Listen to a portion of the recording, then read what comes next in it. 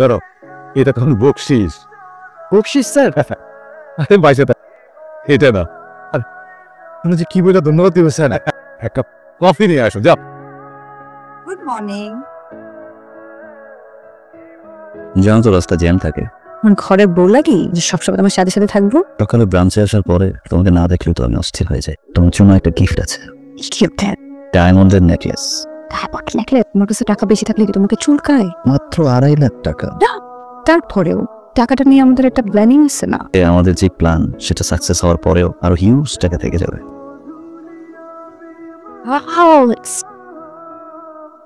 Madam চা খাবেন? হ্যাঁ, এক কাপ।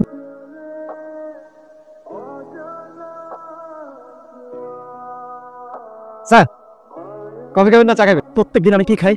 যাও গিয়ে একটা কফি নিয়ে আসো। আনতেছি। ভাই আপনার কতবার ফোন দিতেছি, ফোন ধরতেছেন না কেন? কেন এত অস্থির হচ্ছেন আপনি? কত বড় একটা অ্যামাউন্ট, অস্থির হবো না? আপনার উপর যতটুকু প্রেশার আছে ততটুকু প্রেশার আমারও আছে। আপনি সময় মতো টাকাটা পৌঁছে যাবে। আপনি বারবার এভাবে আমাকে ফোন দিন না প্লিজ।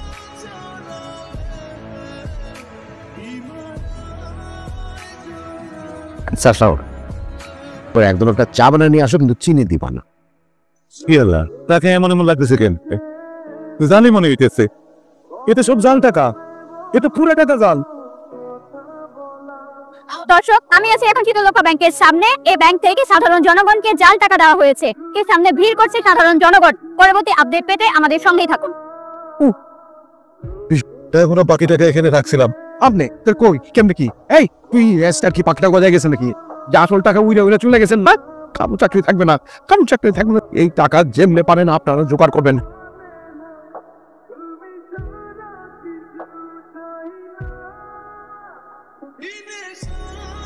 পেয়েছে শীতলক্ষা ব্যাংকের 70 কোটি টাকা রাতারাতি জাল হয়েছে। আপনি যেটা জানেন সেটা তো আমিও জানি। আমরা তো জিম্বু পড়ি না যে সাথে সাথে আনসার করতে পারবো। আমি ডিবি অফিসার নিজা।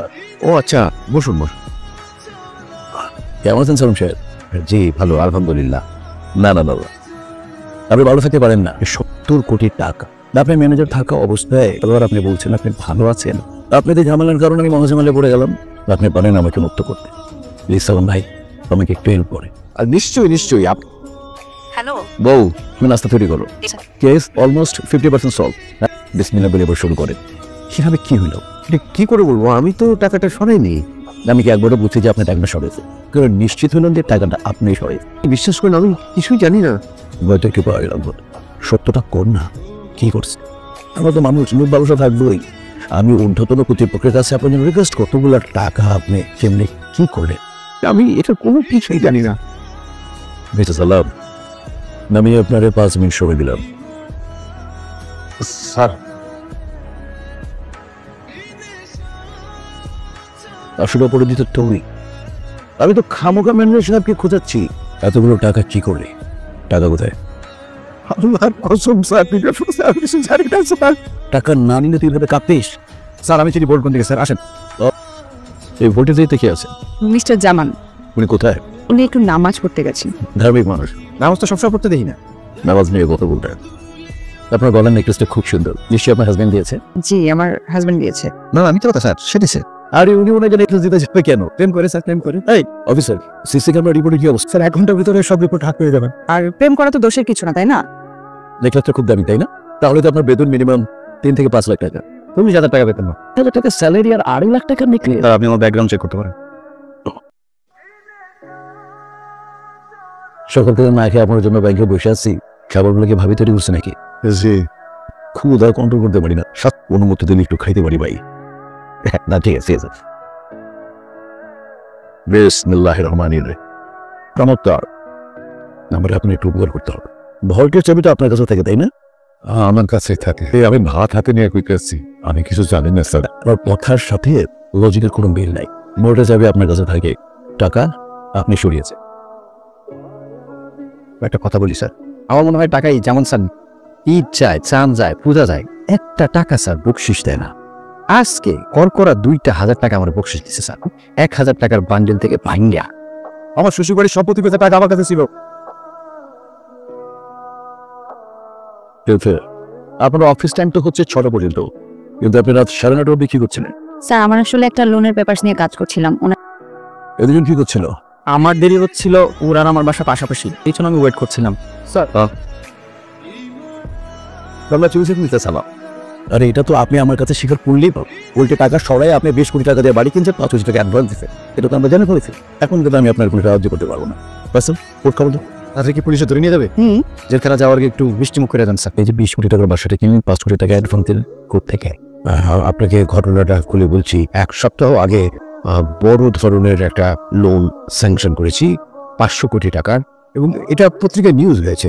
ওনারা সমস্ত কিছু প্রিপেয়ার করে আমার কাছে ফাইনালি আমি সেখানে সই করেছি। মানে আসল কথাটা, আপনাকে ওই লোনের সমস্ত কাগজপত্র যে রিকোয়ারমেন্ট একদম পুরোপুরিভাবে কিন্তু মানা হয়নি।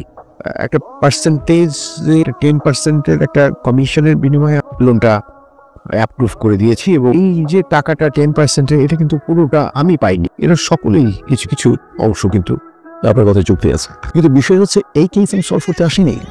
কিন্তু আমার প্রশ্ন হচ্ছে এতগুলো টাকা ব্যাংক থেকে কিভাবে বের হলো?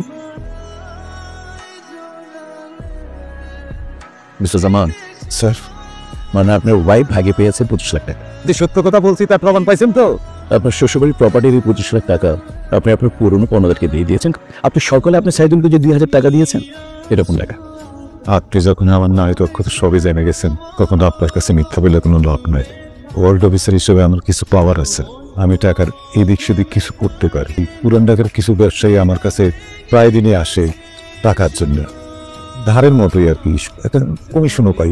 সেই সিন্ডিকেট আমার কাছে আসলো, তাদের বড় অ্যামাউন্টের একটা টাকা লাগবে, কারণ একটা পেঁয়াজ স্টক করবে, সেই পেঁয়াজের দাম বাড়াবে। আমি তাদের টাকা দিতে রাজি হলাম, সেই কমিশনের টাকাই কাছে অনেক বড় একটা অ্যামাউন্ট আসলো, ওই টাকা থেকে দিছি স্যার। কই যাই বের হ তুই। কি শুরু করছো? অফিস এখানে এত চিৎকার, আমার আজকে কথাবার্তা, এটা আমার অফিস, এখানে কাজ করতে। অফিসে এরকম চিল্লাচিল্লি করছেন কেন? এটা তুই আমার জামাইয়ের সাথে প্রেম করছ? তোর এখান থেকে যাইতে যাও, এখান থেকে। আমি যাব। আপনার পরিচয় কি? আমি ওর বউ। আপনাদের ভোল্টের যত টাকা চুরি হয়েছে না, সব টাকা চুরি করছে ও। কালকে এতগুলো টাকা নিয়ে বাসায় গেছে। আমি আপনাকে বিষয়টা খুলে বলি স্যার। আমাদের একটা সিন্ডিকেট আছে, ওরা ছিনতাইকারী। ব্যাংকের যেসব ক্লায়েন্ট বড় অঙ্কের টাকা উত্তোলন করে যায়, তখন ওই ছিনতাইকারী গ্রুপকে এটা জানিয়ে দেয়। সেখান থেকে স্যার আমরা 2% কমিশন পাই, তো সেটা ওই কমিশনের টাকায়। স্যারও ঠিক বলছে। নাম সাহেবের সব ইনফরমেশন এখন আমাদের হাতে। আচ্ছা, আমাদের ভাবি কি মালয়েশিয়া থেকে নাকি? বিগ অ্যামাউন্ট নিয়ে কথা, এসব টাকা পাঠাবেন ভল্টে। টাকাটা আমি দেশের বাইরে পাঠাতে চাইছি। এই ব্যাংকে জব করার পাশাপাশি একটা বিজনেস করি স্যার। গতকালকে স্যার আমার একটা ক্লায়েন্ট আমার কাজিনের অ্যাকাউন্টে প্রায় 3 কোটি টাকা জমা করেন। সেই টাকাটা আজকে 12টার মধ্যে স্যার হুন্ডি এজেন্টের মাধ্যমে মালয়েশিয়া পাঠিয়ে দেওয়ার কথা। চেকপোস্টে পুলিশের কাছে ধরা পড়ে। স্যার উনি যা বলছেন সত্যি স্যার। সবকিছু কেমন যেন প্যাচ লেগে যাচ্ছে স্যার। ব্যাংকের ভোল্টের টাকা এই ব্যাংকের কোনো কর্মকর্তা সরায়নি। এই টাকা নিয়েছে বাইরের কেউ। এটার সাথে দারুণ জার্নাল জড়িত। কল জানো জানা, অবশ্য আমি বুঝতে পারছি তুই কেন অ্যাক্টিং ছাড়ছিস। অ্যাক্টিং করলে তো তুই আর চুরিধারি করতে পারতি না। কিসের চুরি স্যার? চিত ওরা স্যার, আমার আল্লাহ যে এলাকে কোথায় আমি চুরি করি না, আমি কারণ তারা আমার মনে বলছে স্যার, কালকে রাত্রি এক সালার কাছ থেকে একদম কালকে রাত্রি পয়সা দেওয়ার পরে আমি দুয়াই মারছি। রাতের বেলা এলাকায় যারা যারা চা বিক্রি করে তাদের সবাইকে আমার সামনে হাজির করো। গতকাল রাতে কি আপনি ওর কাছে চা বিক্রি করেছেন? না স্যার।